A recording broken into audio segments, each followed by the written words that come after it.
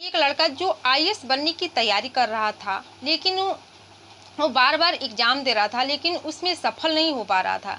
एक दिन उसके दिमाग में एक आइडिया आता है, वो अपने ही पास के कॉलोनी में एक घर में चोरी करने के लिए चला जाता है। जब चोरी करने के लिए आधी रात को जाता है, तो देखता है कि जो उस घर के मालिक और मालकिन है, पति-पत्नी, वो आपस में संबंध बना रहे हैं। इस दृश्य को देखकर वो रुक जाता है, चोरी नहीं करता है, बल्कि उन लोग को देखने लगता है। इसके बाद उसके दिमाग में एक उपाय सूझता है। वो अपने मोबाइल फ़ोन पॉकेट से मोबाइल निकालता है और उन दोनों का संबंध बनाने का वीडियो बना लेता है। इसके बाद मालकिन जो रहती है उसके मोबाइल को चोरी करता है और चोरी करने के बाद अपने घर पे चला जाता है। इसके बाद दोस्तों वो लड़का ऐसा कांड करता है जिसके बारे में सुनकर आप हैरान और परेशान हो जाएंगे। दोस्तों वो लड़का पढ़ने लिखने में तो बहुत ही होशियार रहता है और आईएएस की तैयारी भी करने लगता है, लेकिन उसको सोचने वाली बात यह है कि आखिर वो चोरी करने क्यों जाता है, और जब चोरी करने जाता है तो दोनों का संबंध बनाने का वीडियो को बनाता है। इसके बाद जो वो लड़का ऐसा कांड करता है जिसे सुनकर आप भी हैरान हो जाएंगे, आपके भी रोंगटे खड़े हो जाएंगे।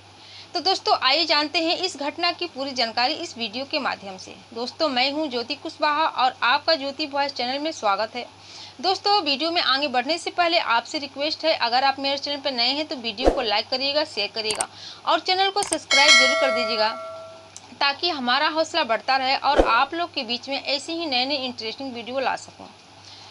दोस्तों ये जो सच्ची घटना मैं आपको सुनाने जा रही हूँ, ये घटना उत्तर प्रदेश के छत्तीसगढ़ की है।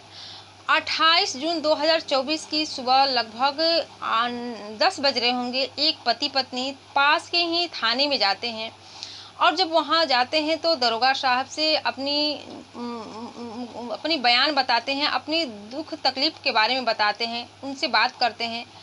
तो उनका मुकदमा दर्ज करते हैं, उनकी बयान को लिखते हैं। दरअसल जो पति पत्नी रहते हैं वो बताते हैं कि हम लोग पति पत्नी रात के लगभग 12-1 बजे आपस में संबंध बना रहे होते हैं, तभी कोई लड़का चोरी करने के लिए आता है और चोरी करने के बजाय हम दोनों का संबंध बनाने का वीडियो बना लेता है। और वीडियो बनाने के बाद आज सुबह ही हमारे मोबाइल पर वो वीडियो भेजता है और हम लोग को ब्लैकमेल कर रहा है। और जो ये वीडियो है ये कल का ही है, कुछ ज़्यादा दिन का नहीं है, और 10 लाख रुपए की डिमांड कर रहा है और हम लोग को पूरी तरह से ब्लैकमेल कर रहा है। ये वीडियो उस लड़की के पास है। इसके बाद जो दरोगा साहब रहते हैं, दोनों पति पत्नी की इस बात को सुनकर हैरान हो जाते हैं, परेशान हो जाते हैं कि आखिर एक लड़का एक कॉलोनी के अंदर घर में कैसे जा सकता है, और जब वहां पर चोरी करने के मकसद से जाता है तो संबंध इन दोनों पति पत्नी का वीडियो क्यों बनाता है। इसके बाद वो दरोगा साहब सोचने लगते हैं कि आखिर वो ऐसा कैसे कर सकता है। उसके दिमाग में हजारों सवाल चल रहे थे, लेकिन जवाब नहीं था। इसके बाद उन दोनों का रिपोर्ट, पति पत्नी का, दरोगा साहब रिपोर्ट लिखते हैं और रिपोर्ट लिखने के बाद इसकी छानबीन में जुट जाते हैं। और जब इसकी छानबीन में जुट जाते हैं तो पहले तो वो लोग उस पति पत्नी के घर जाते हैं, और जब घर जाते हैं तो कोई सबूत नहीं मिलता है। बस ये पता चलता है कि इस घर की जो मालकिन है, पत्नी है, उसकी मोबाइल फ़ोन चोरी हो गया है। इसके बाद दोस्तों जो दरोगा साहब रहते हैं, जिस नंबर से ये ब्लैकमेल कर रहा था उन लोगों को, उस नंबर को लेकर उसके नंबर को सर्विलांस पर डाल देते हैं और उसका लोकेशन ढूंढने लगते हैं। लेकिन उस लड़के का, उस मोबाइल का लोकेशन अस्थायी रूप से एक जगह नहीं मिलता है। पुलिस वाले हैरान हो जाते हैं, इसका पता नहीं लगा पाते हैं। इसके बाद इसकी छानबीन में जुट जाते हैं, वो हार नहीं मानते हैं। फिर पता चलता है कि जो ये लोग जिस कॉलोनी में रह रहे थे, उस कॉलोनी में हर जगह जगह पर सीसीटीवी कैमरा लगाया गया था। दरअसल दोस्तों वो एक वीआईपी कॉलोनी था और हर थोड़ी थोड़ी दूर पर सीसीटीवी कैमरा लगाया गया था। सभी सीसीटीवी कैमरा के फुटेज को चेक करते हैं। जब चेक करते हैं तो ये दिखता है कि एक लड़का रात के लगभग 11 बजे एक घर के अंदर जाता है और घर के अंदर जाने के बाद 1 घंटे बाद उस घर के से बाहर निकलता है। इतना ही कुछ उस सीसीटीवी फुटेज में दिखाता है, इससे ज़्यादा जो घर के क्या कर रहे हैं सब कुछ नहीं दिखाता है। इसके बाद उस लड़के के बारे में छानबीन पता चलने लगता है। तो जब 1 हफ्ता बीत जाता है तब जाके पता चलता है कि दरअसल जो लड़का है वो इसी कॉलोनी का ही रहने वाला है, पास में ही रहने वाला है। उस लड़की को गिरफ्तार कर लिया जाता है और जब गिरफ्तार कर लिया जाता है तो उसके साथ उससे पूछताछ की जाती है और पूछताछ करने पर वो लड़का बताता है कि हाँ वो बताता है कि थानेदार साहब, मैं बहुत पढ़ने लिखने में होशियार हूँ और मैं आईएएस की तैयारी कर रहा था लेकिन नाकाम हो जा रहा था, बार बार एग्ज़ाम दे रहा था लेकिन इसका रिजल्ट कुछ भी नहीं आ रहा था। मुझे कोई नौकरी नहीं थी, मैं बहुत दिक्कत से गुजर रहा था, मुझे पैसे की तलाश थी और कहीं भी काम करने जाता था तो वहाँ पर मुझे अच्छे काम नहीं मिलता था। मेहनत तो बहुत ज़्यादा करना पड़ता था लेकिन अच्छा पैसा नहीं मिलता था, जिसकी वजह से मैं काम भी नहीं कर पा रहा था। मैं पूरी तरह से बहुत ही थक चुका था। फिर एक दिन मैं इन लोगों के घर में चोरी करने गया। जब चोरी करने गया तो वहाँ देखा कि दोनों पति पत्नी संबंध बना रहे थे। तभी हमारे दिमाग में एक आइडिया आया। मैं इनका वीडियो बना लिया, अपने मोबाइल से वीडियो बना लिया और मैंने सोचा कि इस वीडियो के जरिए मैं इन लोगों को ब्लैकमेल करूंगा ताकि ये लोग मुझे पैसे देंगे और मैंने 10 लाख रुपए की डिमांड भी की थी, जिससे कम ही समय में मैं कुछ पैसे कमा सकूंगा।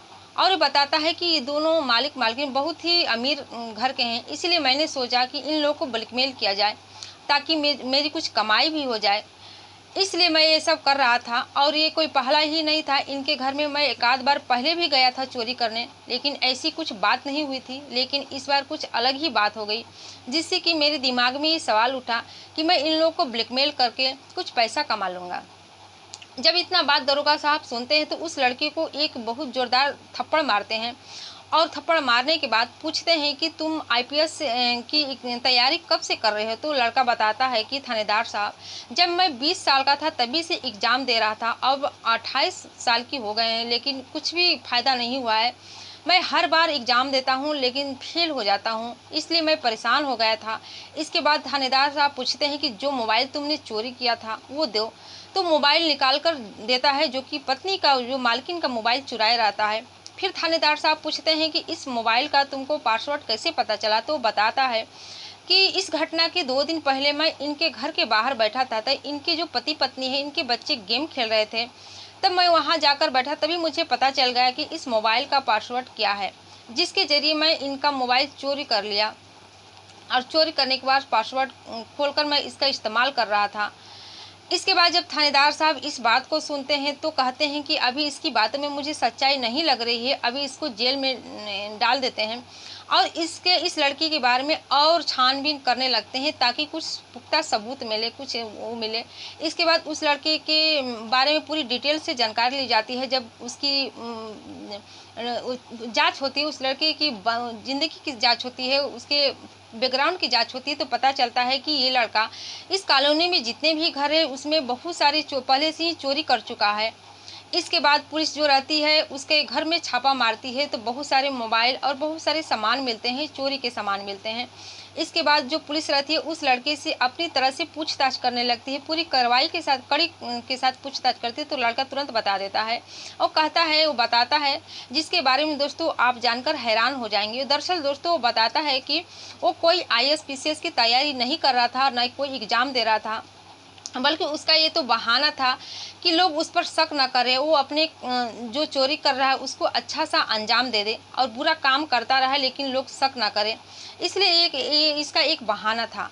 जब इस बारे में पुलिस को पता चलती है तो वो भी हैरान हो जाते हैं, परेशान हो जाते हैं कि आखिर एक नॉर्मल सा लड़का इतना बड़ा काम कैसे कर सकता है। इसके बाद उसके खिलाफ मुकदमा दर्ज होता है और इसको जेल के सलाखों के पीछे भेज दिया जाता है। तो दोस्तों ये घटना सुनाने का उद्देश्य आपको दुखी करना, परेशान करना नहीं था, बल्कि जागरूक करना था, सचेत करना था कि आप भी सावधान हो जाइए और सतर्क हो जाइए। और इस घटना से आपको हमें यही शिक्षा मिलती है कि आजकल के युग में हम लोग को ऐसे ऐसे बहरूपियों से बचकर रहना चाहिए जो कि देखने में कुछ और लगते हैं और अंदर से कुछ और रहते हैं। और आजकल ऐसे ही बरसात का मौसम चल रहा है, बरसात में ज़्यादातर गांव में ऐसा होता है कि लाइट वगैरह की दिक्कत हो जाती है। इसलिए हमें जहां भी अपने घर पर रहें, अपने घर के अच्छी तरीके से बंद करके रखें और सावधान रहें और सतर्क रहें ताकि ऐसी लोगों से हम लोग बच सकें। तो दोस्तों आपकी ये कहानी कैसी लगी? अगर कहानी थोड़ी सी भी अच्छी लगेगी तो वीडियो को लाइक करिएगा, शेयर करिएगा और चैनल को सब्सक्राइब जरूर करिएगा। फिर मिलते हैं अगले दिन नई घटना के साथ, नई कहानी के साथ। तब तक के लिए बाय बाय, जय हिंद।